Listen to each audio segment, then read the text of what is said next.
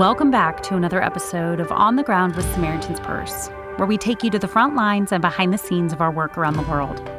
I'm your host, Christy Graham, and today we're going to talk about unsung heroes. I had the privilege of sitting down with some of our team members that are in roles that typically are behind the scenes. None of the work that we do here on the front lines could happen without the incredible people in the ministry who work in capacities that rarely get the credit. Later, we'll hear from some of our members of our biomedical and logistics teams, but first, I want to introduce you to Heather Armstrong. She has the privilege of going to the field and working at headquarters, where she sees all that goes on to allow us to provide life-saving work in Jesus' name.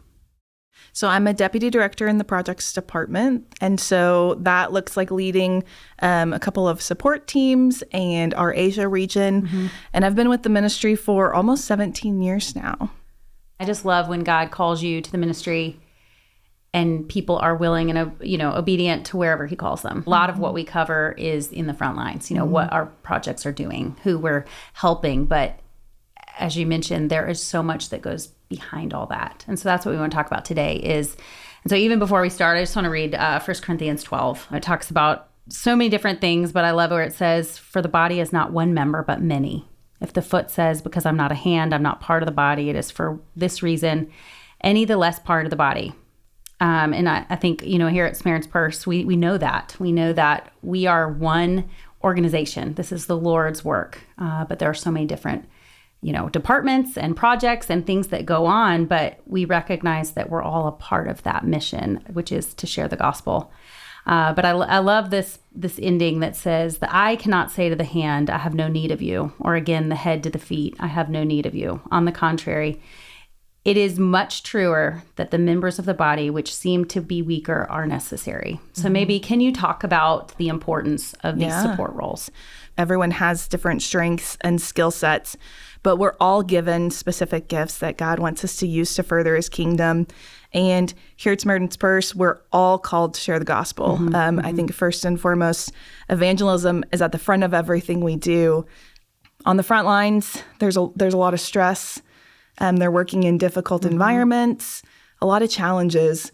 And when you're in a support role, your job is to equip those staff on the front lines with all of the things that they need so that their focus can be on meeting the physical needs and sharing the gospel with the people that they come in contact with. I think so much of what people see us doing is in the field, but there is so much that has to happen. We couldn't send without people implementing the day-to-day. And like you said, we need to be faithful with the small things. So, faithful with little so we can be faithful with much. And I think that's what I love talking to everybody here at Samaritan's Purse. They're part of this puzzle, and they're all so important. And I love that you get to see that. What has God shown you, in this position of being able to see both?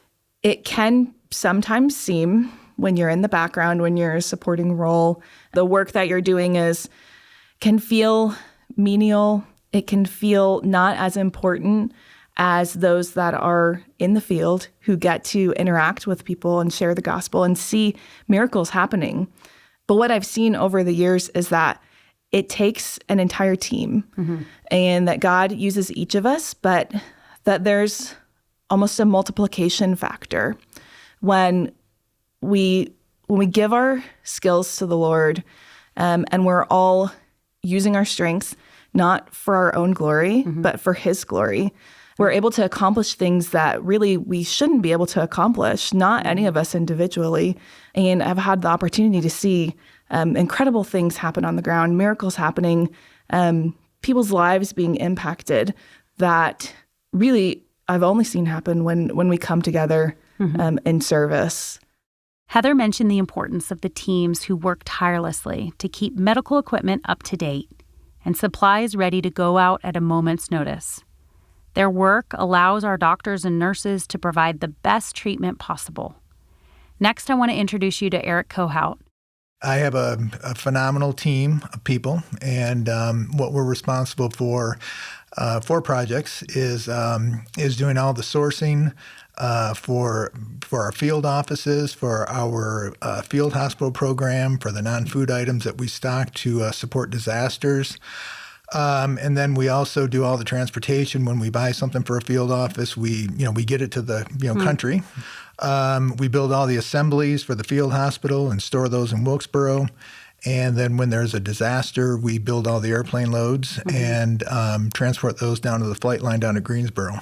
You guys are qualified and experts and organized and detailed, and you do the possible, but I think God steps in and does the possible time and impossible time and time again. Are there times where you have seen, maybe you thought, we're not going to be able to do this response, or I'm going to plan and prep and prepare, but have there even been times where you didn't think it was possible? So there was one response that always comes to my mind when I think about that, and so that was a earthquake that happened in a place called Vanuatu, which is off the coast of Australia, and they get earthquakes daily. But this was an earthquake that we responded to, and so we decided to charter a plane and load supplies out of Dubai. So we chartered the plane. We were in the midst of the handlers building up the load, and we got word from our team that was on Vanuatu that they had closed the runway because it was cracked, and so we couldn't land on Vanuatu. We're in load build mode, and the plane has been secured and paid for. So, so we had to go someplace with it. And so we looked at, could we take it to Australia and shuttle things over to Vanuatu? But the airline couldn't land in Australia. They didn't have permission to land there. And so then we looked at an island right next to Vanuatu, which is called New Caledonia. So I just sent a blind email out to, I looked online and found 7 or 8 different custom brokers, freight forwarders on New Caledonia, and sent them all the same email, basically telling them what we're doing and asking for help. And one person responded, and I still remember his name. It was Francisco, and he called me. And it was a very broken connection, but he said that he'll help. Long story short, he helped us get landing permission for the plane.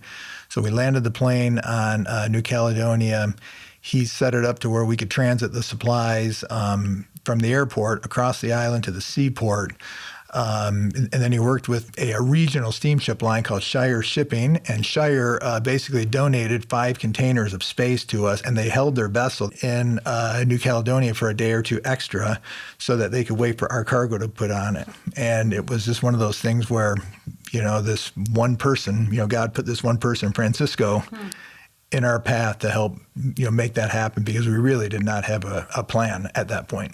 You like to be behind the scenes, and it's almost every response is kind of like a puzzle. You're figuring out. I'm sure there's a lot of problem solving, which is fun, but I think it's so incredible. So thank you for what you do. And I think, how do you guys keep, like I said, the long hours? Maybe it could, I don't know, if some things can get tedious, or working with different countries can get frustrating. How do you, stay faithful? We know what our mission is. I've gotten to the point where I know that whatever we're called to do, God will provide a way for us to get it done. We'll do our very best, and then sometimes you just have to leave a whole bunch of God room, and He comes through.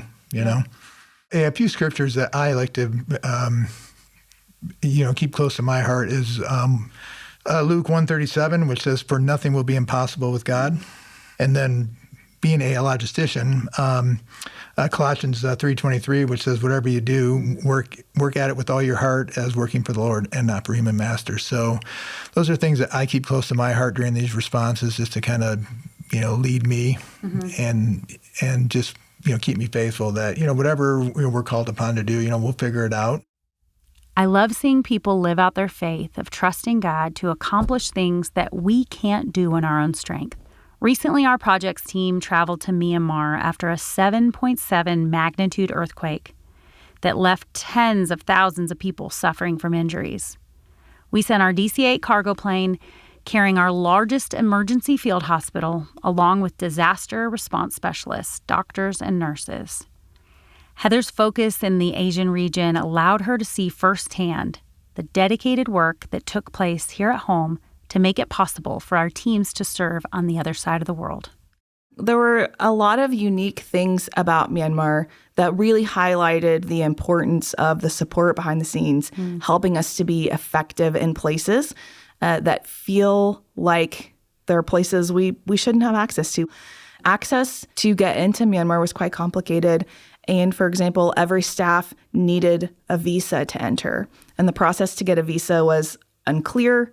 And we had multiple people here behind the scenes working almost around the clock, providing the information and the details that were needed for all of our medical staff, all of our DART staff, to be able to get on a plane and go to Myanmar. So we made the decision to put people, 45 people specifically, on planes to Thailand in faith that the details of those visas would come together, that the Lord would move in the hearts of the Myanmar officials, and that they would give us visas. And sure enough, right as those people landed, the visas were approved. So without our staff working so diligently in the details of all the different forms and letters, and without our ability to just step out in faith and say, the Lord will provide. And so we were able to move quickly in that way. Thank you for sharing that, because I think I want people listening, one, to be able to pray better for our organization. It looks easy.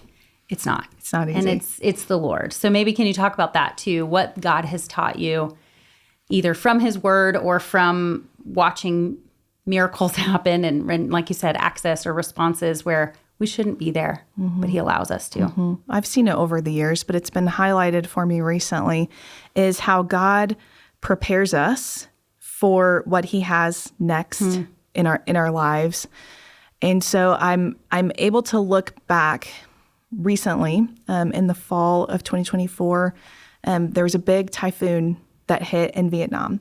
And we have an office in Vietnam. We've got staff there. And we don't typically respond to disasters in Vietnam, but we were perfectly placed. And so our team activated. They worked hard. They negotiated access. We were able to send the DC-8 twice to send supplies. And our team was able to distribute them in places that they had never had access to before, but the storm and our ability to respond opened up access to new places.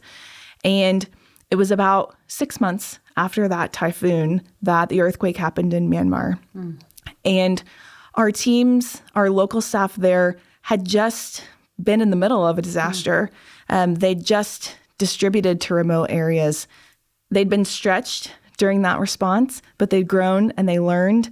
And that was God, I think, preparing elements of our organization to be ready to respond in another difficult situation where we would continue to be stretched and grown. And so it's been interesting to see how every time we're challenged in a way, we step out in faith and we see God respond and allow our efforts to have an effect on his kingdom. He allows us to share his love and his hope with people around the world. We walk away from that and we give him the glory. And sometimes I myself get a little anxious about what could be next because in the last challenge, it was big, it was tough. And maybe we weren't sure that we could accomplish all the things that were put in front of us, but we were able to with God's strength. As Heather was sharing, it brought to mind Romans 5, where it says, suffering produces perseverance, perseverance, character, and character, hope. And this hope does not disappoint. Time and time again. I tell everybody I don't work, I play. Pretty much every day's fun. Of course, there's the mundane stuff, but I work with a group of biomed engineers and technicians and lab staff, which is continuing to grow. I love introducing people to this side of Samaritan's Purse. Biomedical engineering is not something most people think of when they hear of our organization, but their roles are vital in setting up our two different kinds of hospitals.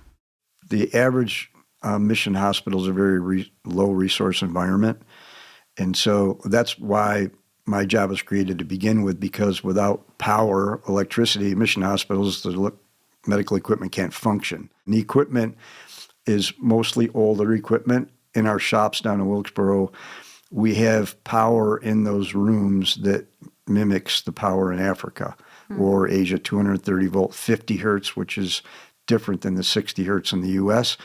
So we test all the equipment on that power before we send it, make sure it's going to function in the environment we send it to. What does a typical day look like for you guys when you deploy and get things ready to set up and be running? The field hospital deployments and mission hospital work are two completely different animals, of course. The field hospital, it's a lot of fun, but it's grueling work. You can go 18, 20 hours a day for 2 or 3 days when we first get the hospital set up.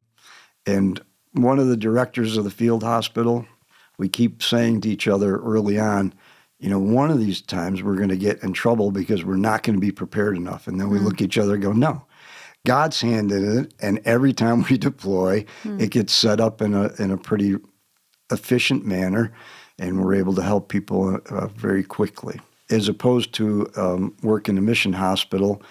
So the ideal situation is we'll get a request from a mission hospital for medical equipment that they need. We'll prepare that equipment and put it on a container along with supplies that the warehouse provides, and then ship that container to that hospital.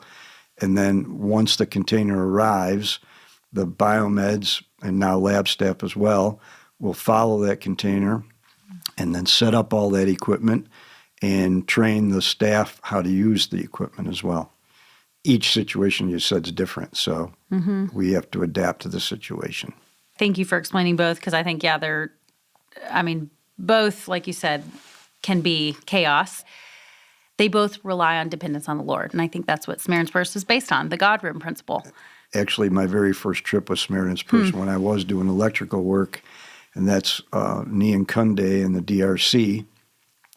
And they had built a new building there, and there were 2 different electrical systems in the building. And they, whoever did the installation originally, mixed the 2 systems. So there were circuit breakers blowing, and nothing was working in this new building, which was the surgical suite and intensive care unit. And we were there for a week, my supervisor and myself, and I spent a lot of time up in the attic trying to figure out the circuits for this hospital, and was not having a lot of great success. And the day we were supposed to leave, said, we have to leave by 8 o'clock in the morning. And I went to the hospital at 5 o'clock in the morning and just started putting things together. I didn't know what circuits were what. I said, what's the absolute latest we can leave this hospital? We have to be out of here by 10. 9:45 in the morning, I turned everything on, and every circuit in that building worked. I had no plan. I just started putting things together. That was my first experience with God's direct intervention at my time at Samaritan's Purse. It was miraculous. That's the only word to describe it. Wow. That's incredible. And I think, we hear that from our doctors and nurses too. It's like we treat, but Jesus heals. I think I love hearing with people's backgrounds and gifts, how they see the Bible, what sticks out to them. But is there passages that really come to life for you with your interests?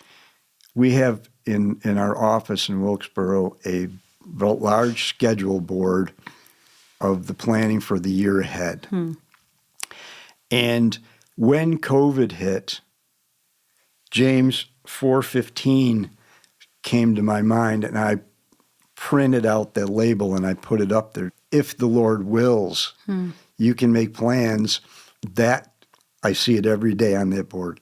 This is what we're planning for the day. This is what we're planning for the week and the month and the year. If the Lord wills, because he has different ideas sometimes, right?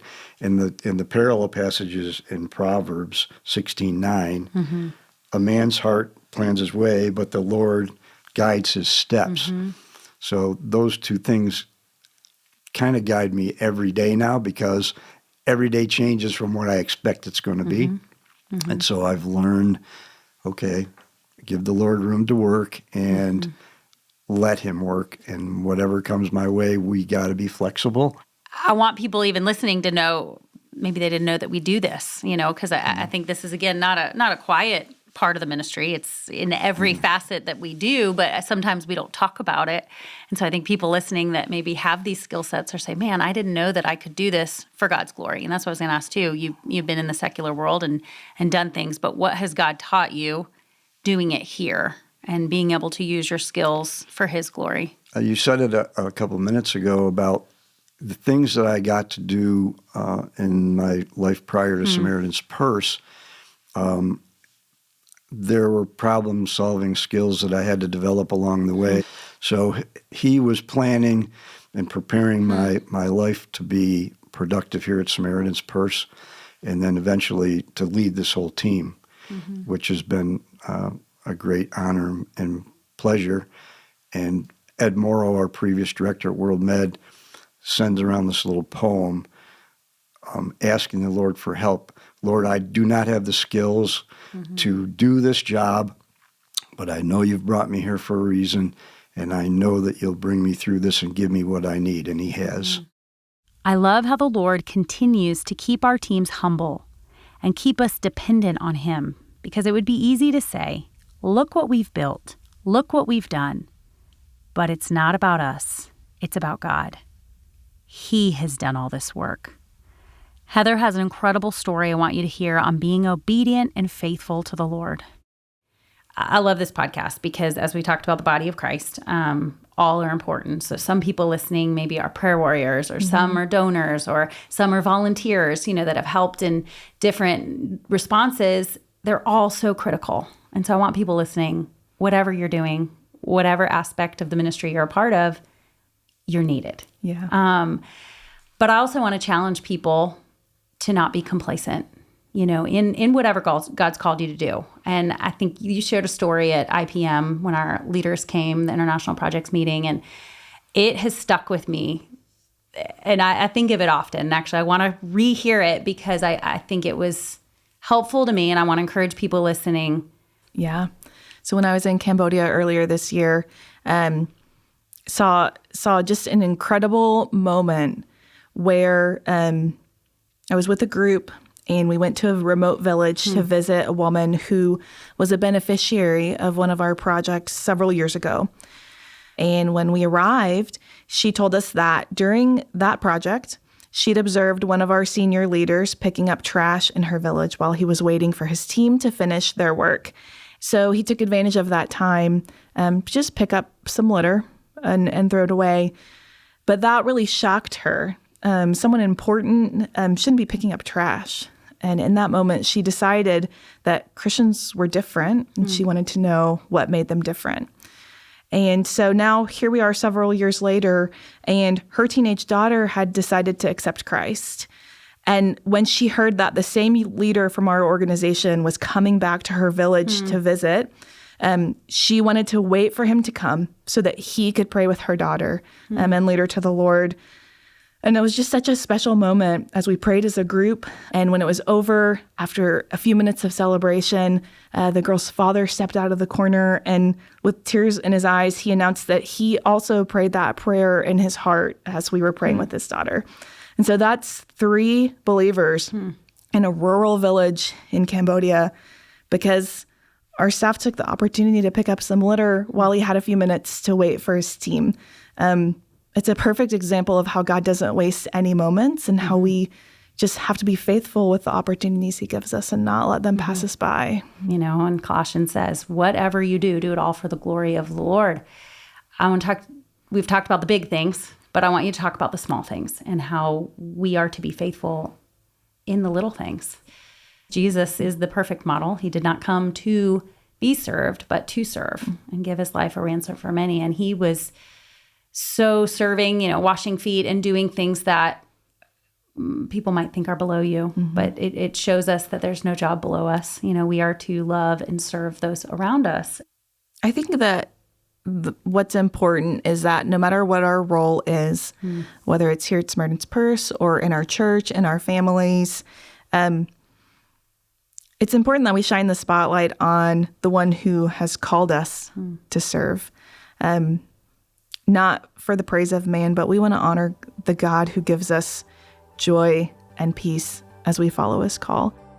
I hope this episode encouraged and introduced you to roles within the ministry that you may not have known about. But I also hope it challenges you, wherever you are, whatever you're doing, and however God's asked you to serve, lean in and realize what you're doing is a part of a bigger purpose. We don't always know when God's going to call us, and so it's important to be faithful in both the little and the big things in life. And it's often in the less glamorous work and daily tasks that prepare us long before the big asks or the trials in life come. And so I encourage you to look wherever God has placed you and ask Him how you can use your position to further the gospel. Please be praying for our teams who prepare so much in advance. The ones that are willing to be flexible, to pivot, and to quickly respond when disaster strikes. Thank you so much for listening today. I hope you have a great week.